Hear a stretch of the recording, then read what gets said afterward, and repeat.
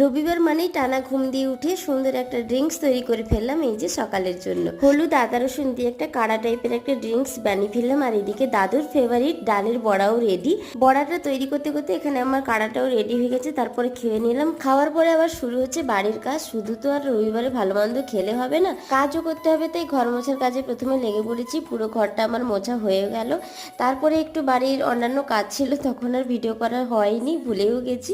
তারপরে এই যে রান্না হয়েছে, এই যে মাংস। বলেছিলাম না কাজ করলেই আসবে ভালো ভালো খাবার। এই যে মাংস, তার সঙ্গে হয়েছিল চাটনি, আর তার সঙ্গে হয়েছিল হিংচে আলু সেদ্ধ। এই যে হিংচের চপ হয় না, ওই হিংচে শাক আর আলু সেদ্ধটাকে পেঁয়াজ আর শুকনো লঙ্কা ভাজা দিয়ে মাখালে বেশ সুন্দর লাগে। ওটা দিয়েই দাদুকে খেতে দিয়ে দিলাম। প্রথমে দাদু খেয়ে নিল, তারপরে আমরাও খেয়ে নিয়েছিলাম। আর বিকেলে একা দাঁড়িয়ে দাঁড়িয়ে খাচ্ছিলাম কমলা লেবু। আর তখনই কাকুর ঘরের কাছে দেখলাম কতগুলো আম হয়েছে, সেটাই দাঁড়িয়ে ভিডিও করলাম। আজকে রবিবারটা এমন কাটলো।